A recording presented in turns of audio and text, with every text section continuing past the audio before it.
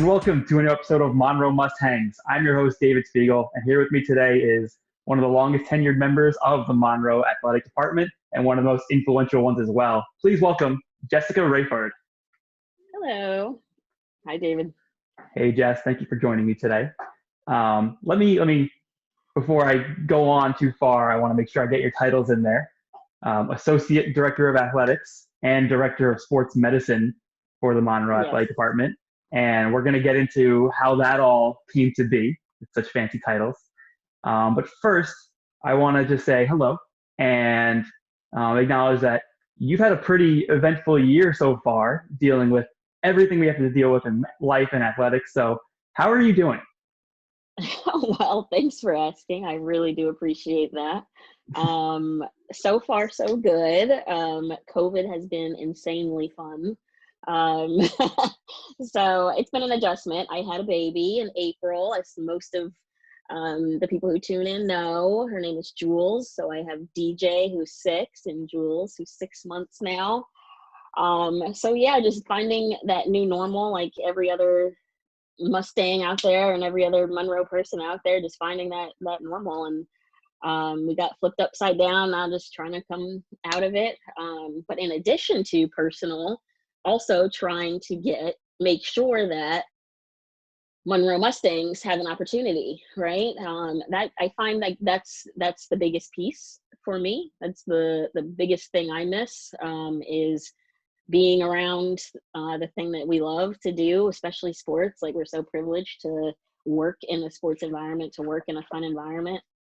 And the second that you cut out that fun, oh my goodness. So yeah, just trying to find that new normal while still being safe. As an athletic trainer, that's first on my list is safety. So it's been quite interesting. It's been interesting. How about you, David? How are you? How's everything in your world? I really have enjoyed watching the Mustangs and all your guests and things like that. I love the new platform. I'm enjoying this new thing. Like you said, I've been at Monroe for a while, 10 years, and this is very new for us. So yeah, how's your COVID experience and your 2020 treating you here on MustHangs? Well, thank you. It's definitely been an experience. And of course, we're just trying to do some new things here as we have the time for it. So this is one of the things that I thought about doing for a long time before COVID, just trying to do something consistent like this, podcast, interview series, things like that. So finally had the time to sit down, plan it out, get it done. And I'm enjoying the experience so far. I'm glad to hear you're enjoying the experience so far. And I'm hoping to make it a better experience for our audience, of course. And, just keep people entertained and tuned in with what's going on with our athletic department.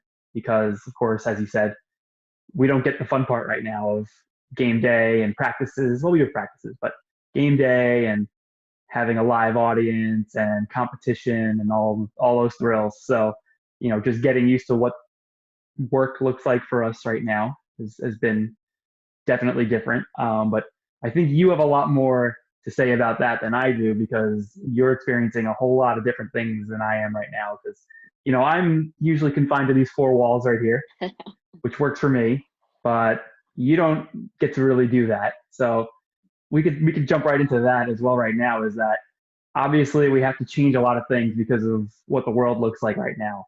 And while we're not playing any games, we do have our athletes on campus.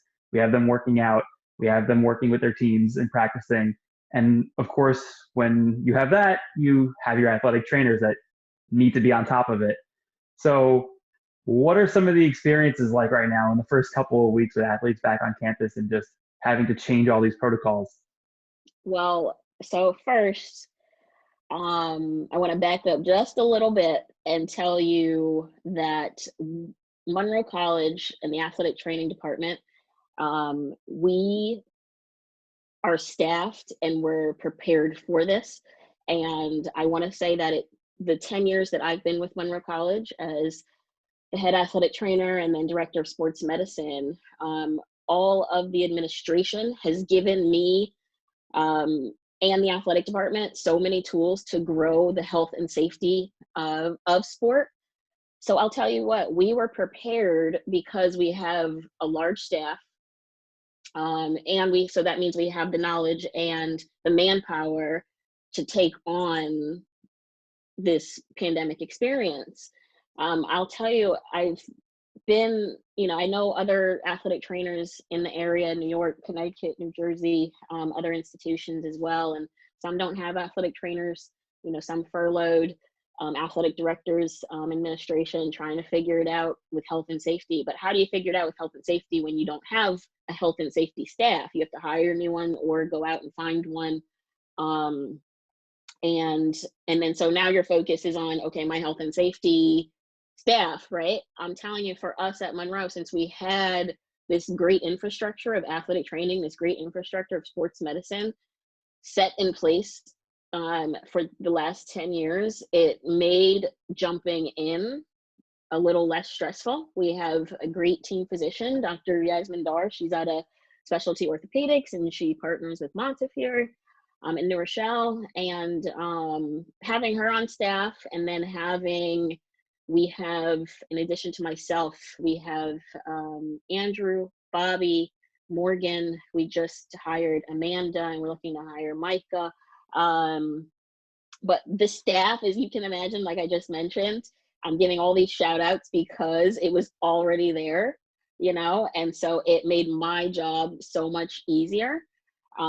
So as soon as we split from campus in March, as soon as we shut the doors and locked it down, everybody went their way. We were immediately on the phone to each other. We're immediately on conference calls. We're immediately in the books, right? We're immediately back to square one. We're immediately into understanding.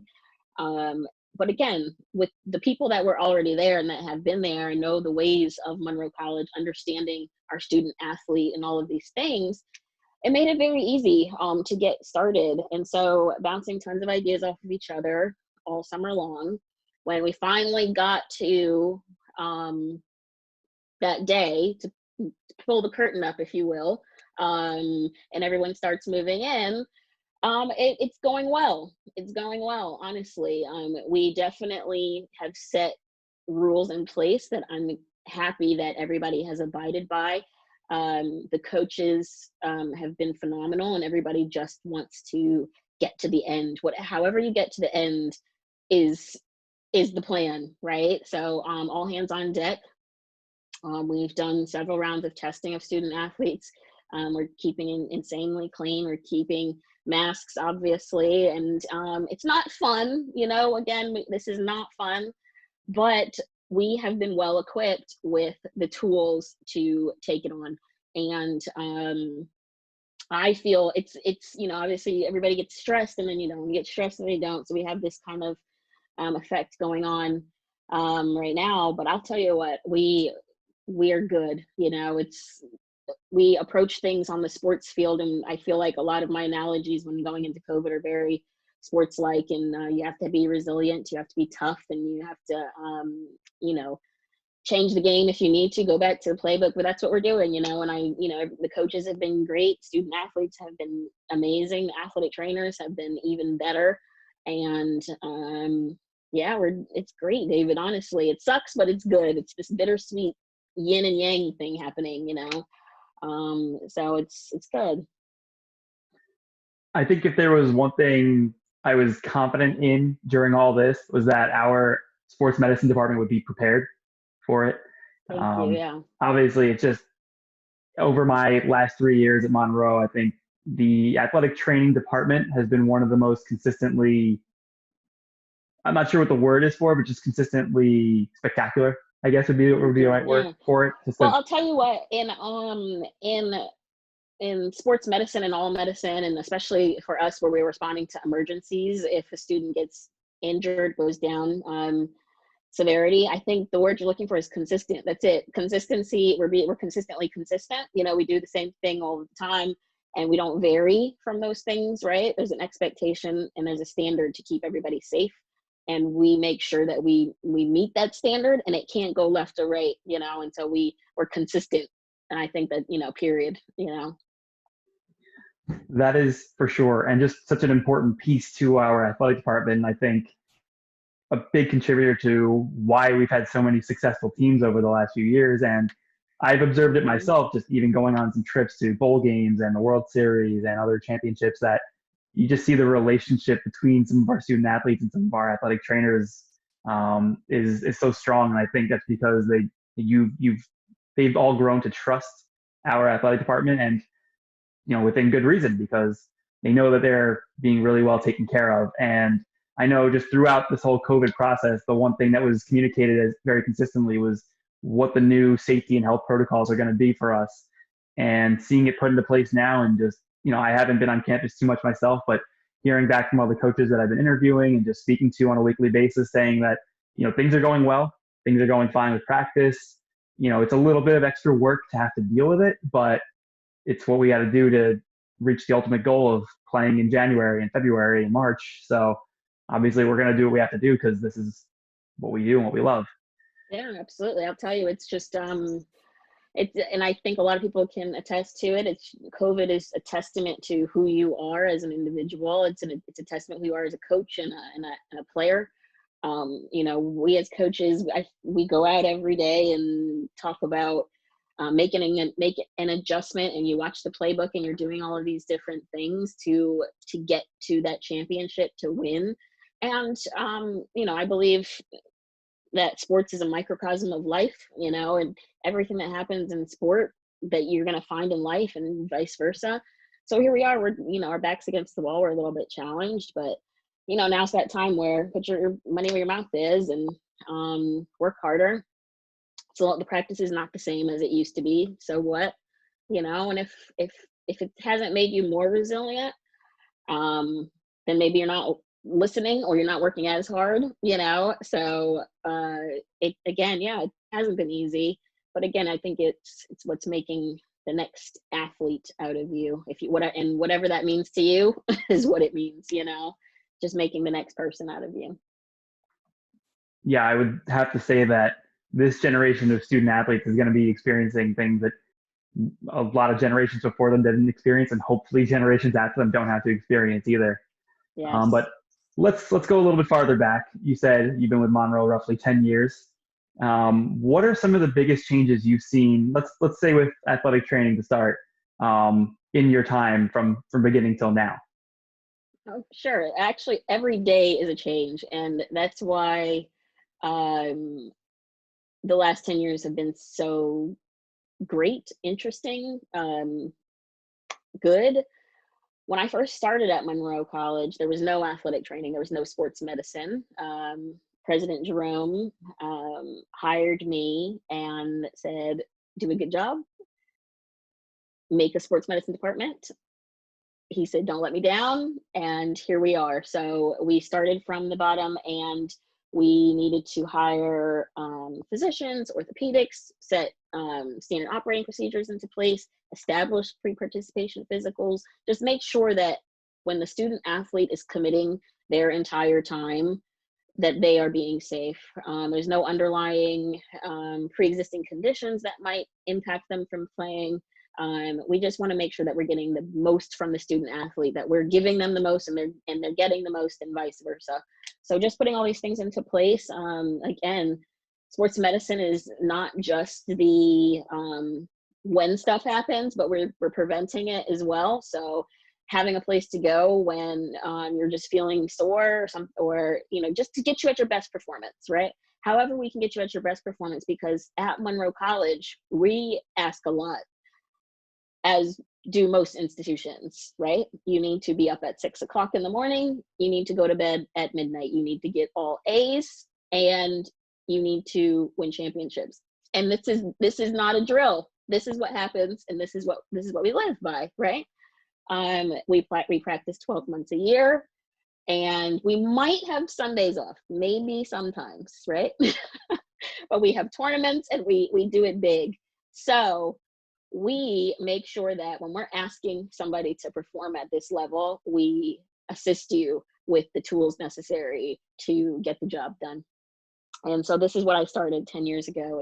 It was the most fun I had. And so setting all of this into place with a blank slate has been extremely fun. So needless to say, every year has been different. The first year, is nothing. We're testing it out. The second year, okay, we kind of got that going. The third year, fourth year, so on and so forth. And then amidst me figuring it all out, we add a football program. A football program is the biggest of the biggest when it comes to athletic departments. It's the biggest show, it's the biggest injury, it's the biggest everything. So for me, understanding that and knowing that about football, still figuring it out, but adding football, we managed and we made it. Coach Card, phenomenal. Extreme understanding, extreme, great perspective. David Dimmons, Lou, I was all great. Everybody's great, right? Making this football program. So that was that year. Then the next year, we moved into the MAC, to the Monroe Athletic Complex, and that was a massive undertaking. And then we established an athletic training room where we needed whirlpools, we needed ice machines, we needed to make and feel and look like that experience, and give a quality service. So that was that year. The next year, we needed to make the athletic training room bigger. We outgrew the space in 1 year. We knocked the wall down, and now we have to move coaches and inconvenience people, but again, still growing and still making something different, and knocking that wall down, expanding. The following year, becoming associate athletic director, I want to say somewhere in there. Lou Melendez becoming athletic director, establishing new sports information while still athletic training, hiring more athletic trainers to continue to do a quality job. So in a extremely long story short, every year at Monroe College for me in these 10 years has been extremely different. And here we are in year 10, starting year 11, we're in a pandemic, like, goodness gracious, so it has been very interesting. It doesn't go without its issues, but it does. But let me tell you about all the amazing things: national champions in a lot of things, and professional athletes and accolades, and it's been great. But every year has been quite different. I would say so. I know in my time at Monroe, when I started in July of 2017, my first little office space was what is now part of the athletic training office. Just a little computer and a little desk in little, what do we call it, a bullpen, something like that. I didn't last there too long, thankfully, for my sake, but that was my first spot. And then I remember sometime a few months down the line, we moved all the coaches out of there, and like you said, knocked down that wall and expanded the athletic training room. And it's something to behold. I don't think you're going to see too many schools at this level that have what we have there. So obviously we're very privileged and lucky. And, I know that was a big project for you, something you really wanted right away when I was there. So it's great to see how much we're doing with it. But it sounds like, back 10 years ago, President Jerome put a lot of trust in you before we had all these things. So what was it about you back then that made him trust you so much right away? That's a good question. It's funny because I was actually just talking to Lou about this on Friday when he told me about his promotion. And I don't know if President Jerome will remember this, but I am a military child, so I traveled everywhere. So I really don't have a home, per se, right? I graduated high school in England. I went to college in Florida, in Pensacola, Florida, University of West Florida.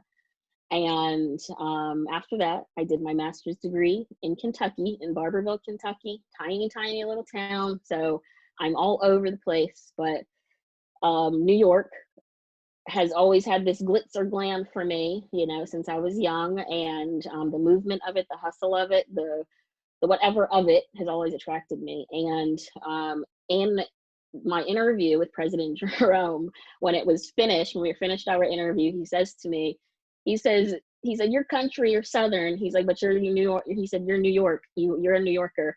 Something about you have New York, and you're going to be okay. And so I feel like he still sees that hustle, that grit, right? That get the job done. Also creativity, ingenuity, thinking not just straight, but left and right, the same as himself. Having the the perspective to see a football program will fit at Monroe College, having, seeing that a marching band fits, and just trusting the process and trusting athletics. And that's very much my personality as well. It's very much Lou's personality as well. And so I like to think that what he saw in me back then is that New Yorker, that grit, that gonna get it done, the same way with the COVID stuff, how we get it done, right? It's all the same message. And by and far, wherever I'm from, wherever I was born, wherever I was, something inside me is meant to be, in the way of life of New York. I think it's something that not too many of our student athletes, maybe even alumni and coaches know about you is, like you said, you kind of were jumping from place to place growing up. So do you want to talk a little bit more about what that was like and all the places you've lived? Sure. So it's really interesting. There's actually, it's a very interesting life, and I wouldn't have it any other way. So my father's in the Air Force. And when I was born in Okinawa, Japan. We lived there for 5 years. After that, we are the typical military family. My father gets the orders, we pack up and we leave. That's how I'm born and that's how I'm raised. That entire military structure is my life, and that's fundamentally who I am. It's taught me how to deal with adversity. It's taught me how to get up and move. It's taught me to watch your surroundings. It's taught me a lot of different things, and not to mention meeting new people, right? So moving from Japan, Okinawa at 5, we moved across the world to Colorado. We lived there for 4 years in Colorado, United States. After that, for 4 years, we moved to Germany across the world. Again, remember, when you're in the military, you don't live in these little bubbles of Americans. You live within the country. So we live in the towns of Germany. We live in Japan. We're part of the country.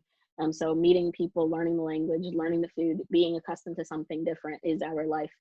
So yes, after Germany, we moved to Las Vegas. Everything, right? It's so different. I moved to Las Vegas. As a young girl in the 6th grade. We lived there for 2 years. After that was where we moved to England, where I stayed for 4 years, and I graduated high school. College is next. Not sure where and what and why. So Florida, because it's hot. So I moved to Pensacola, Florida, where the beaches are. University of West Florida, best experience ever. Best, amazing institution, proud alumni.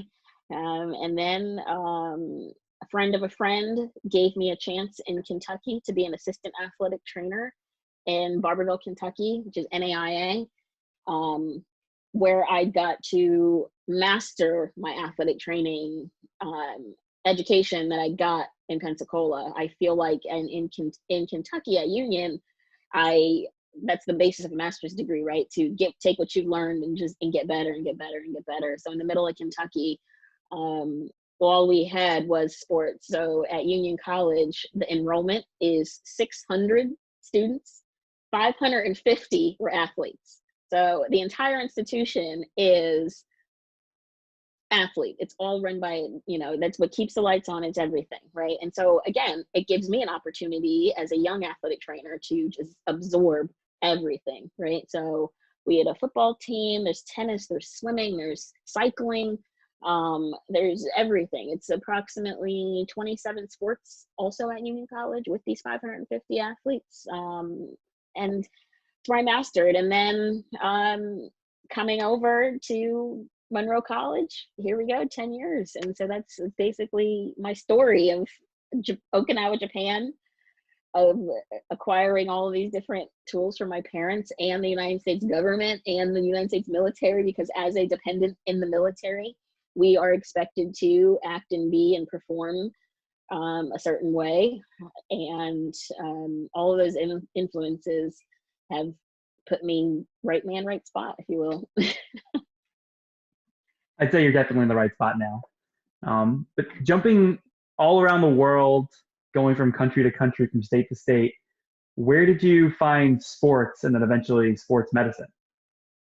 Sure. So I found sports. My parents put me in sports young, but it was just that recreational softball, baseball, no big deal, soccer on a Saturday, fun.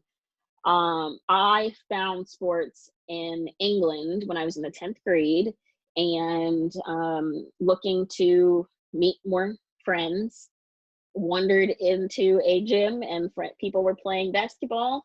I did a pickup game with a bunch of girls.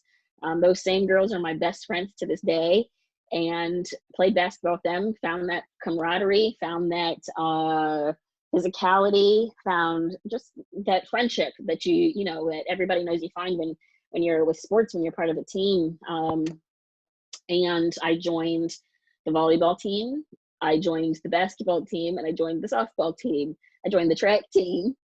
And so I joined everything that had to deal with sports. And then on Saturdays and Sundays, I was in the gym with my friend's father. We were lifting weights, and then early in the morning we were running, and we were just, this team, and we needed each other. Again, especially being military dependent, we tend to fall, we need each other, right? So that's where I found sports, was actually fairly late in the 10th grade. And it's very weird, David, but when I was going to college and looking for a college, I typed athletics, and athletic training popped up. I clicked it, I said, that's it, boom, and that was it. So it didn't take much pondering. I'm fortunate enough to have just been steered straight to the path somehow, some way. I wasn't enrolled in maybe I want to do this or maybe I want to do that. I love sports. I love what it brings. I loved everything about it. And again, I knew I wanted to go to college, and I knew that things end, especially being a military child. This is going to end, right? I have to move. Something has, not forever. So how can I maintain this, right? How can I maintain this feeling I'm having? So yeah, I remember it like it was yesterday, actually, in the library in my high school in England, typing in athletics and trying to figure out how I can continue to be in athletics. And it's at athletic training. I'm like, oh, okay, there we go. Then that was it. And I applied to University of West Florida. I was actually going to go to Florida State also, but my best friend got into West Florida, so we decided to go together.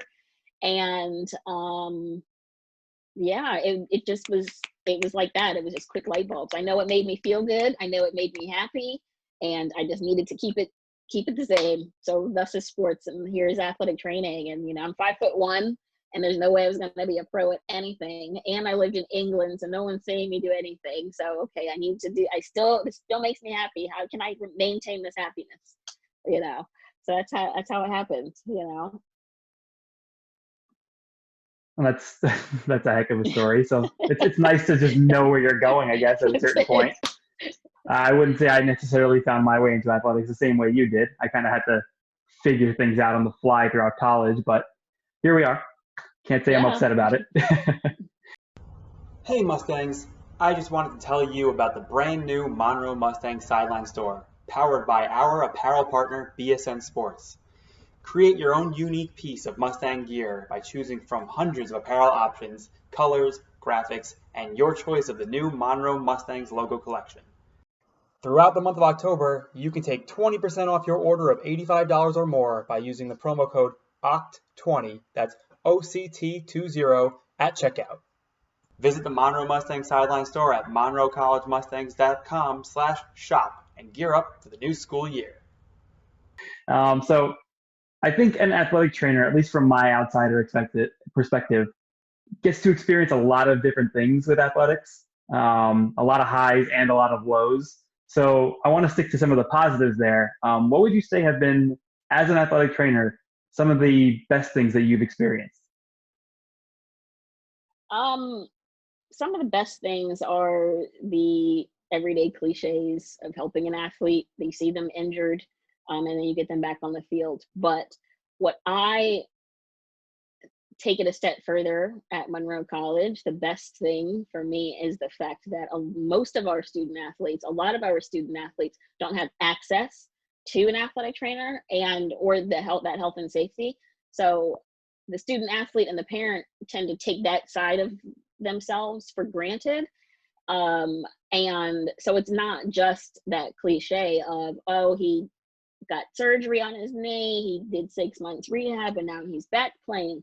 No, I take it a step further, that I am the first experience you had, and I have now changed your life because somebody paid attention to you, because somebody took the time. Where in high schools around the New York area, and then like I spoke about at the beginning of our conversation, you don't find athletic trainers in a lot of colleges also. So we tend to get a lot of transfer students as well, for whatever reason, whatever personal reason it is for them, but they transfer in. And I will hear a lot of times as well that we don't have this. Thank you so much. Thank you, miss. We didn't have this. So it's not just, that cliche of helping somebody, but it also is like you just change their entire life. So the way that they will end up as a person, the way that they will now care for themselves, the way that they now will interact, going forward, and understanding that, yes, I am going to bust my butt to be on this sports field to win this championship, but somebody still got my back and looking out for me. You know what I mean? That matters. It does. It makes a difference.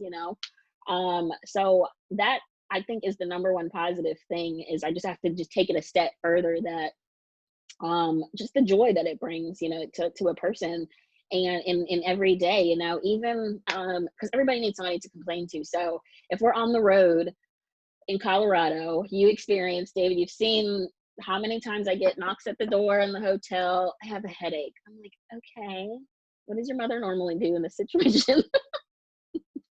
but it's okay, because I'm here for you, and I know that you probably had a long day because you've been playing baseball and your stress is high because you're trying to win a championship, right? So there's so many things. Plus, you still have to write papers.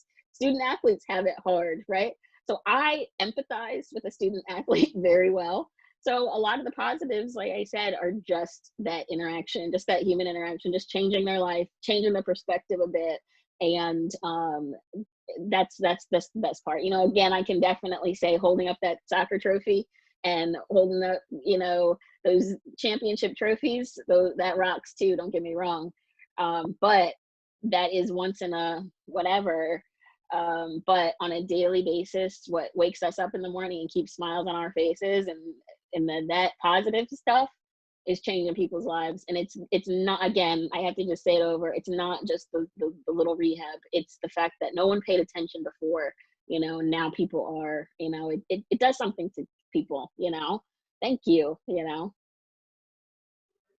I did mention it earlier that just from being on the road sometimes with these teams, and especially at home too, that I've seen the kind of relationship that you and every other athletic trainer we have, the relationships that you've built with each and every student athlete. I don't think there's a single one that you don't have any sort of relationship with. So, it's something it's very admirable. I know you have to deal with them every single day. So obviously it's a great thing to have a good relationship with all of them. But obviously this is your passion.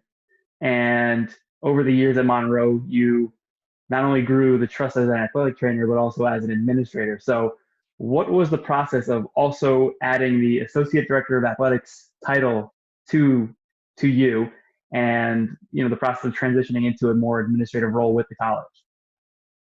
Sure. Yeah, it does sound like I feel like a little unorthodox for head athletic trainer to now take on such a huge role.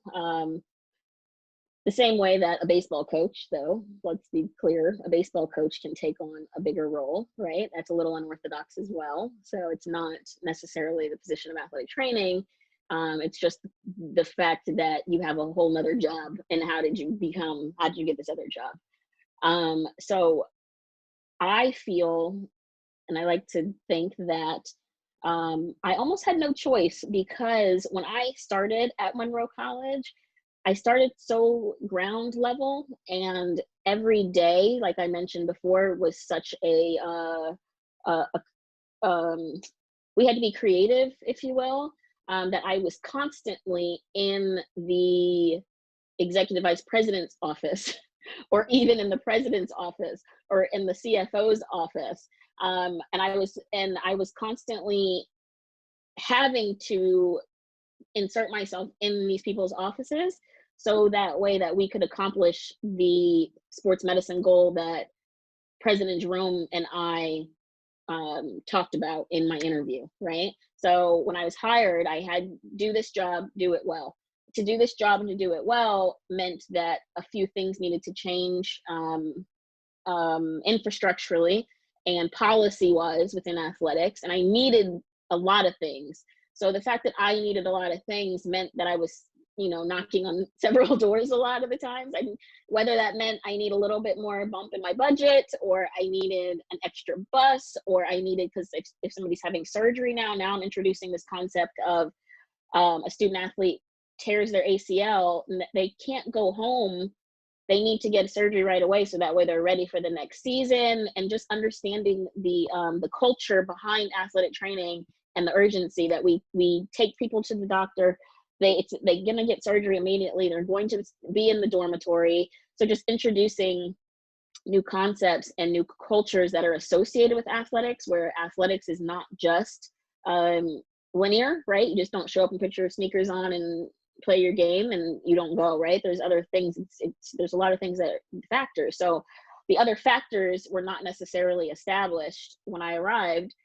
So I feel like me getting to know the administration, because of the needs that I had to establish a sports medicine department, when Lou also, baseball coach, he and I were working together every single day as well as a coach. So he understood, should I say, my needs. He also had a hand in developing the athletic department in various different ways. So he was a witness and a contributor to everything that I was going through and doing on a daily. So when Lou became the athletic director, when Monroe College gave him the promotion of athletic director, he needed somebody who was going to carry out his mission, if you will, his creativity, his hard work, his effort, his giving back. And we mirrored each other, again, based off of the years of me implementing the athletic training, sports medicine things that I needed. And it was this perfect storm, basically, David. It's this perfect storm of Lou's getting this promotion. I have a relationship with the administration because we both have the same ideas and ideals, and it has fit, and it has created, again, this perfect storm. And it's added another layer on top of both of our jobs as a baseball coach. And I'm still the head athletic trainer, if you will. I'm still tending to athletes. But I'll tell you what, they complement each other very well, both of our jobs, because we've been in the inside, and we know. And so we're like in the inside working our way out, if you will, as opposed to the other way where, you're starting at the top and then you have to figure out what's happening inside. We already know what's inside because we worked every single day on the inside. We are the same as the coaches. We are the same as the student athlete. We've experienced it all. We're there at 4 o'clock in the morning. I'm there in the emergency room. I'm there calling moms and dads. And just like I said, 5 years, I think maybe 6 years now. I can't remember which. I think 5.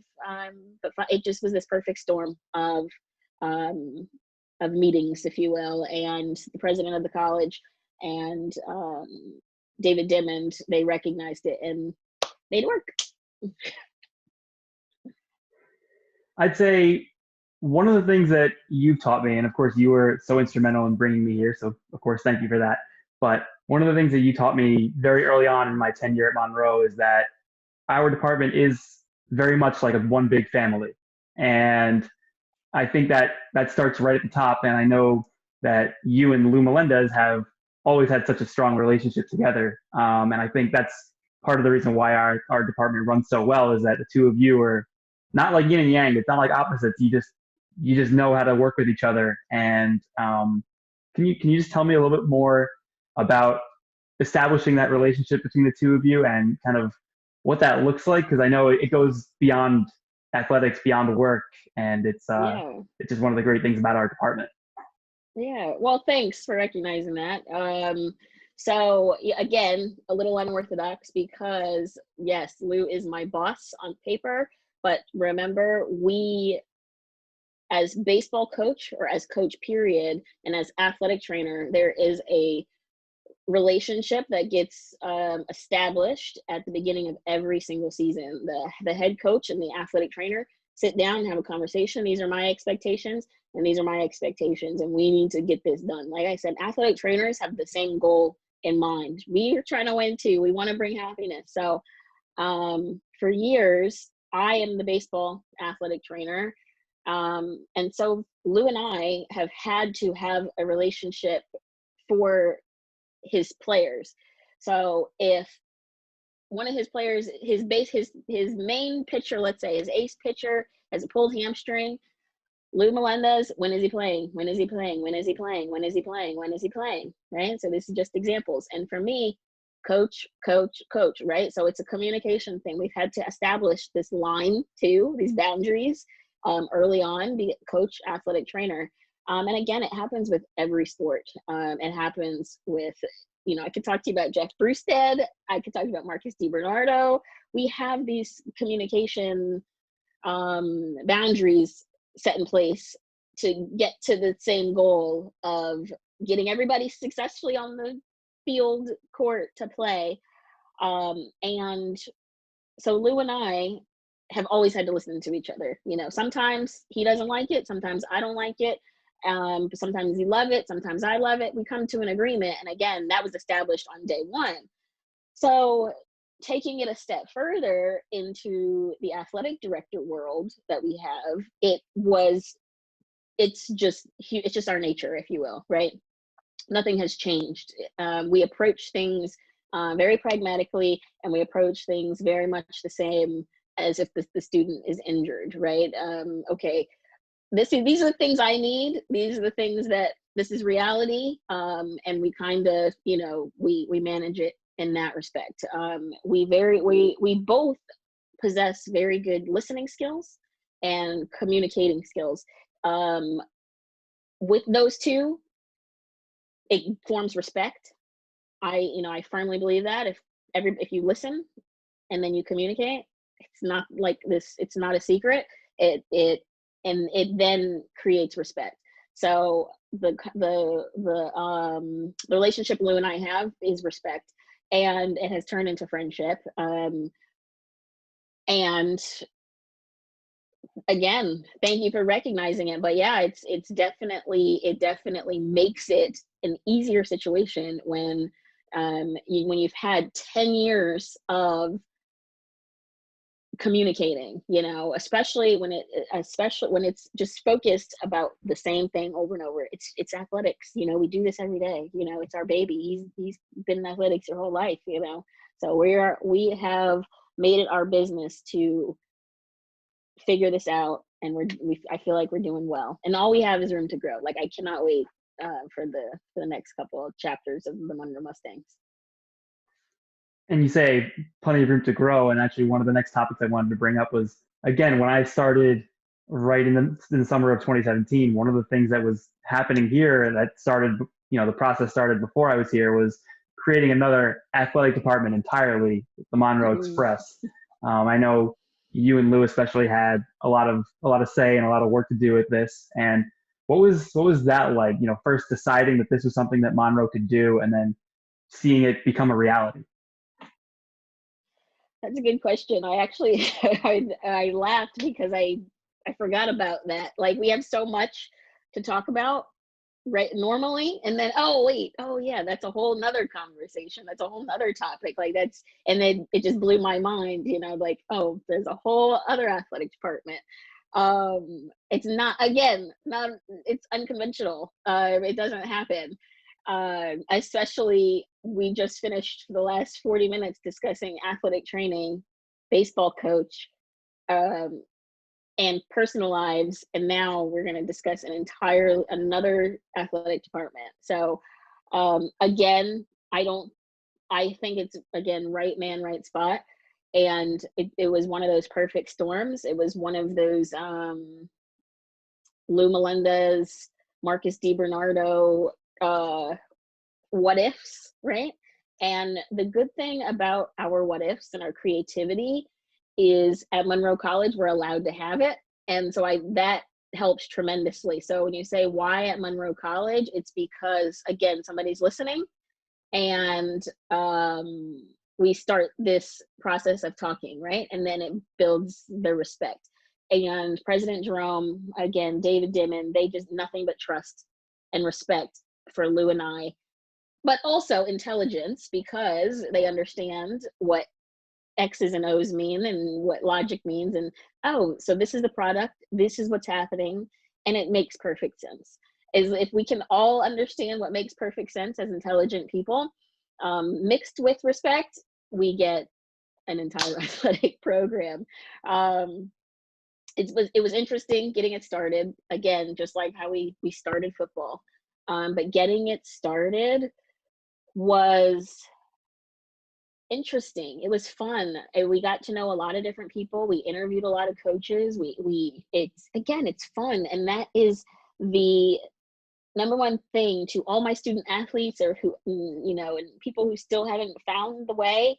Again, just do something fun and do something happy. And I promise you, it'll be fine, So making an additional athletic program in the Bronx, again, number one, we had the resources, because the administration believed in us and they allowed us to be creative. He gives us the ways and the tools to be creative.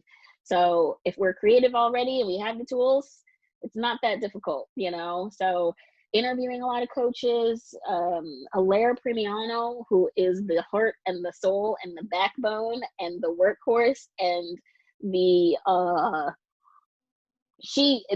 person who is implementing it all, who puts it down, who walks the walk, phenomenal. When you have somebody like that, also, it speaks for itself, and with Alaire embodying that we want to help people, we want to make a quality product, and just embodying all these values, it doesn't make it difficult. It sounds extremely difficult. Oh, you're a baseball coach, athletic trainer, children, wives, husbands, all these lives, but if everybody is competent and everybody's listening and everybody's doing the same thing in the same way at a football game, again, like I say, a lot of my analogies are very sports, but when we're starting a football game, there are 100 men on one side ready to go. There's 100 men on the other side ready to go. It's 200 people. In addition to that, there's David Spiegel in the box. He's running around, right? You have people on the sidelines. There's all these things happening. But we are so good at those dances, and we're so good at being where we need to be at all times, that when we add this other athletic department, it's literally just part of the dance. You just kind of add it. It's like juggling, or spinning plates. You spin them, you keep them going, you just have this momentum going, and you juggle it up. And again, if you're good at it and you practice, and again, you have the tools. As long as you need the tools, you need somebody to believe in you. So, and it's not hard, it's good. It's fun. I would say we're definitely very lucky to have not only the tools, but the support to be able to do all these things. Like you said, adding the Monroe Express, a couple years before that, adding a rugby team.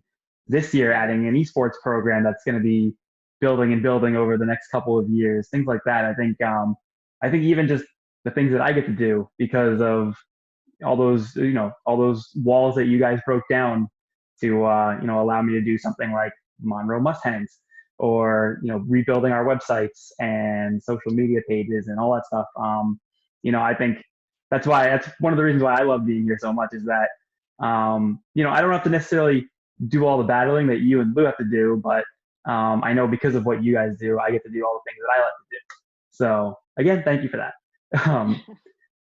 It's just it's just one of those things that we're so fortunate to have, and it reflects on all the success that we do have. At least we always get to put a good product on the field, on the court, and it's because of I think really strong leadership at the top. So I commend you and then Lou, and like you said for the Express, we have Alaire over there, who if you're listening, Alaire, you still owe me an interview. She's one of the busiest people on our campus at all times, especially this year. So, I could hardly get a phone call from her, let alone an interview, but she knows it's coming. So we're running a little low on time. So I want to know if there's anything else you want to throw out there, just because I know, we're part of an athletic department, but we still are part of a college. So in a way, all of us kind of have a role of educators. And Yeah. you said that you in the athletic training office and all the other trainers, you get to change lives all the time. So what are some of the best things that you think you've taught people throughout the last few years, or throughout your tenure, I should say? Sure. Some things I think I have taught people is patience and trusting the process, um, but also advocating for yourself, speaking up, and realizing that you do matter. Don't have to be this. You can be that. It's okay, but you have to speak up and advocate for yourself, and just giving people the tools to understand um, how life works. Honestly, it's not easy for any of us. I'm somebody's child too. I'm somebody's kid, um, and it's just not easy. So just understanding that we got this, but there's a way. But it's also work hard. It's also hard work. It's also extremely hard work. It's extremely hard work. It's extremely Hard work, but rewarding. And I would say rewarding. when it comes to you, and especially you and Lou together, what you just said goes beyond the student athletes, because I feel like I've learned so much from just watching the two of you lead our department on a daily, weekly, monthly, yearly basis now. So, I'm just that I want to say before we get out of here that I am very happy where I am because of the people like you. And I think for anybody that's listening to this, that's considering coming to Monroe, it's a great thing to know that we have people like this in our department that are really going to help some student athletes grow over a couple of 2 years, 3 years, whatever they get here. And that if you're a coach looking to work here, same thing. It's a place not only to grow, but to learn and to really build yourself up. And a place I would say it's probably really hard to leave, as I've spoken to some former student athletes and recent student athletes and coaches that were student athletes. One of the things they always say is that they eventually do have to leave here, but they're always blue and gold at heart. And as we've seen, a lot of them end up coming back. So, hey Mustangs, unfortunately we had a few technical difficulties at the end of the show, so I'm going to finish this one out by myself. I want to thank Jessica Rayford once again for joining me today on Monroe MustHangs. I think we had a great time today. We learned a lot about the Monroe Athletic Department and a lot about Jess, and she's one of the most influential people you'll meet at Monroe. So I hope you guys all enjoyed the show. Make sure you subscribe on Spotify, Apple Podcasts, and wherever you listen to podcasts. And make sure you subscribe to our YouTube page, youtube.com/Monroe Mustangs, or find us on Instagram at Monroe Mustangs and watch the show on IGTV. Thanks again. We'll see you next week.